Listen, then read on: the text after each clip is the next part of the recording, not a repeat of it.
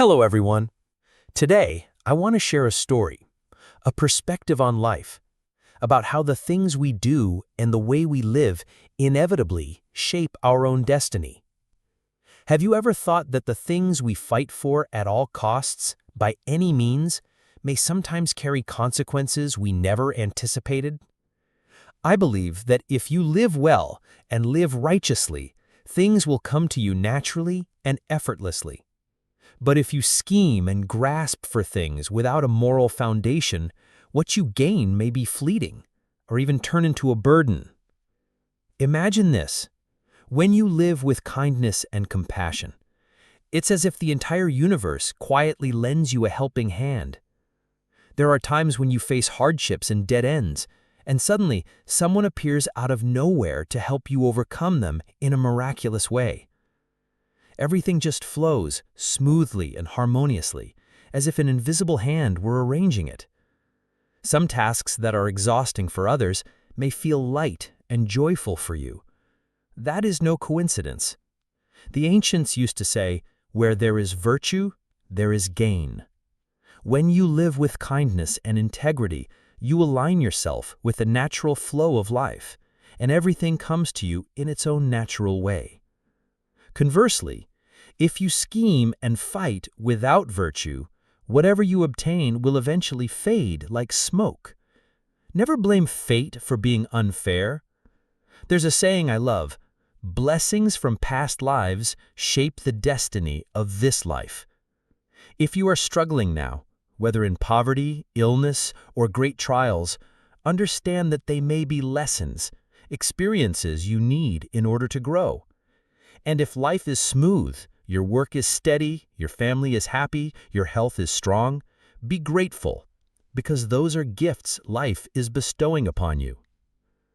Everything in this world, wealth, health, good fortune, is a manifestation of blessings. And all difficulties, pain, and illness are lessons, what the ancients called karmic obstacles.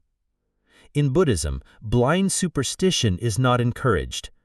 The Buddha once taught that each of us has the potential to awaken, to discover the wisdom within, but many fail to do so because of the barriers created by past unwholesome actions, or simply because we have yet to learn how to live rightly. So how do we change? In Buddhism, there is a very practical approach. Do good deeds and accumulate blessings. The first step is to stop creating new wrongs. The second is to find ways to repay what you have caused in the past. This may sound daunting, but think of it simply like this. How others treat you is their karma. How you treat others is yours. If someone wrongs you, resist the urge to resent them. That is their lesson to learn, and they will face the consequences. But you choose kindness, because that is how you pave your own path. Long ago, in India, Buddhism flourished. But over time, it faced persecution and destruction. Many Buddhists, out of compassion, did not fight back, and they endured much suffering. Gradually, the Dharma faded in the very land where it once thrived. During that period, there was a remarkable story about a nun. She lived in a time when Buddhism was in decline, and with a deep wish to restore its light, especially the profound teachings of the Tripitaka, she made a bold decision. Because she was a woman, she felt she lacked the influence to accomplish this task herself. So she made a great vow to break her vows, marry, and bear children, hoping her children would continue the mission of spreading the Dharma. She married a Brahmin and gave birth to a boy, who would later become the great master Asanga, one of the most illustrious teachers in Indian Buddhism. She later gave birth to another son, who became the great master Vasubandhu, another towering figure in Buddhist history. When her sons grew up, they asked if they should follow their father's profession, as tradition dictated. But their mother replied, "I did not give you birth so you could follow your father's trade, but so you could study the Dharma deeply and spread the noble teachings of the Buddha." Thus, the younger son, Vasubandhu, went to Kashmir to study the Abhidharma with a renowned teacher. The elder son, Asanga, went to Mount Kukudapada to seek teachings from Maitreya Bodhisattva. He practiced asceticism and meditated in seclusion for 6 years, but saw no sign of progress. Disheartened, he decided to give up and leave the mountain. On his way down, he encountered a strange sight: a man using a soft cloth to grind down a large iron rod, intending to make it into a sewing needle. Asanga thought to himself, "If this man can persist in something so seemingly impossible, why am I giving up so easily on the path of practice?" So he returned to the mountain and continued his cultivation for another 3 years, but still saw no result. Once again, he left in disappointment. This time, he saw a man dipping a feather in water and rubbing it against the side of a cliff, saying he wanted to wear down the mountain so that sunlight would not be blocked. Asanga thought, if people can persevere in such impossible tasks, it would be shameful for me to quit so soon. He returned yet again and practiced for another 3 years, making it 12 years in total, yet still without any apparent attainment. Finally, he resolved that no matter what, he would not return to the mountain again. On his way down the mountain, this time he was determined never to return. Yet once again, something happened that stirred his heart. He saw a female dog whose hind legs were crippled, dragging her body along the ground. The dog lifted her head and barked furiously as if she wanted to bite him. Looking more closely, he realized her hindquarters were already rotting, giving off a foul stench, crawling with insects gnawing at her flesh. Seeing this, he thought, how pitiful sentient beings are. Even in such pain, this dog still harbors resentment, wanting to bite others. A powerful feeling of compassion arose in him. He wanted to help the dog, to relieve her suffering. He took a knife, cut a piece of flesh from his own thigh, and placed it on the ground as an offering for the dog. But then he thought, if he used his hands to pick the insects off her body, he might hurt them. So he decided to use his tongue to gently remove them, so as not to harm them. The dog's hindquarters were full of pus and stinking rot, but he closed his eyes, stuck out his tongue, and was about to do it with all his compassion. Then a miracle happened.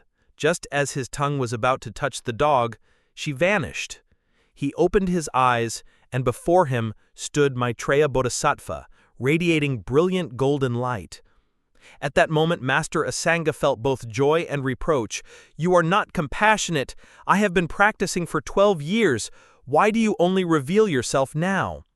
Maitreya Bodhisattva smiled and replied, "It is not that I lack compassion.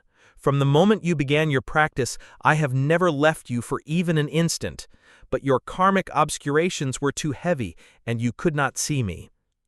The Bodhisattva explained that everything Asanga had encountered on his journey, the man grinding an iron rod into a needle, the person using a feather to wear down a mountain, the rotting dog, were all his manifestations to test Asanga's patience and compassion. When your karmic hindrances gradually diminished, you were able to see the dog. And when great compassion truly arose in your heart, your karmic hindrances completely dissolved. Only then could you see me. To prove this, Maitreya told him to carry the Bodhisattva around the city and ask people what they saw on his shoulder. Asanga obeyed, asking passers-by, "Look, what do you see on my shoulder?" But everyone thought he was mad, saying they saw nothing. Only an elderly woman, slightly more perceptive, said, "You are carrying a rotting dog." It was then that Asanga truly believed the Bodhisattva's words. Afterwards, Master Asanga took him to the Tushita heaven and taught him 5 great treatises: the ornament of clear realization, the ornament of the Mahayana Sutras, the precious wish-fulfilling treasury, the distinguishing the middle from the extremes, and the treatise on the nature of dharmas. It is said he stayed in Tushita for only 3 hours, yet when he returned to the human world, 3 years had passed. After returning, Master Asanga began spreading Mahayana teachings, becoming the founder of the Yogacara school. He also persuaded his brother Vasubandhu to turn from the Hinayana path to study the Mahayana. This story teaches us one thing. The quickest way to dissolve karmic obscurations is to give rise to sincere, great compassion for all sentient beings. When you carry compassion within you, karmic hindrances will gradually fade and your mind will become pure. The Iron Wheel of True Dharma Sutra says, if you seek enlightenment but fail despite studying many dharmas, then focus on just one, great compassion. This is the essence of all paths of cultivation. So how do we cultivate compassion? Buddhism teaches the four immeasurables: loving kindness, compassion, sympathetic joy, and equanimity. If you can, cultivate all four. If not, start with the first two, loving kindness and immeasurable compassion. And if you wish to simplify further, focus only on immeasurable compassion, for it contains all four. Loving kindness is bringing joy to others. Compassion is relieving them from suffering. When you live with compassion, you radiate a special energy that draws others near and transforms negativity. Practitioners who have let go of many attachments often possess a rare presence, as if they have merged with the natural flow of life. Think of the Taiji symbol, simple yet containing the entire universe. Within yin there is yang, within yang there is yin, opposite yet unified. If you gaze at the Taiji long enough, you will see it spin, yin and yang blending until it returns to chaos. Life is the same. No matter how much joy or sorrow, success or failure you experience, in the end, all returns to emptiness. So do not cling too tightly to right and wrong, gain and loss. The sooner you realize this, the sooner you can let go and live in peace. Compassion is the key to freeing yourself from such attachments. Right and wrong, good and evil, all are relative. Lao Tzu once said, "The name that can be named is not the eternal name." We usually see the world through our own lens, rarely pausing to examine the true nature of things. The moment you impose your idea of right and wrong on something, you may already be mistaken.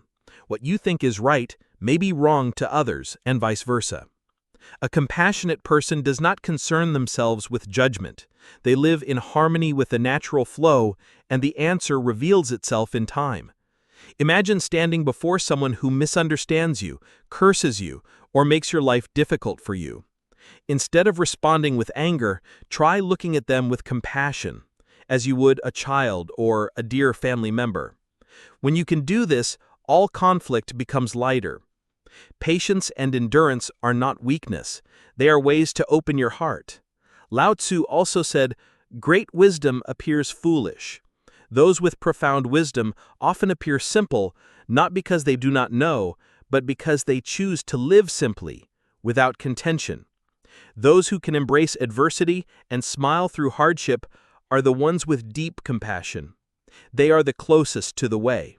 If you meet such people, treasure them and learn from them. Do not mock or underestimate them, for you may be missing a precious lesson.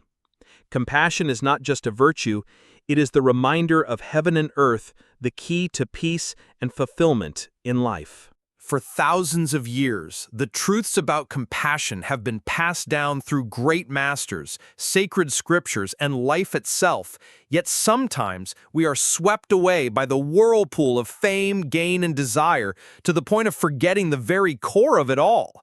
We live according to our own will, according to what our eyes see and ears hear, without realizing that everything is only temporary. Remember the famous saying, "If I do not descend into hell, who will?" This is the spirit of true compassion, the willingness to sacrifice for others, to face suffering in order to bring peace to all beings. If you have been fortunate enough to watch until this point, I sincerely thank you. If today's sharing has been of any help to you, even in the slightest way, please click like to support the channel. And if possible, leave a comment with the words, "Compassion as the root." That will be a great source of encouragement for me. I wish you abundant blessings and perfect merit. If you haven't subscribed to the channel yet, please click the subscribe button on the right so we can connect more deeply and share more wisdom together. And don't forget to share this video to spread positive energy, merit without measure. See you again in the next videos.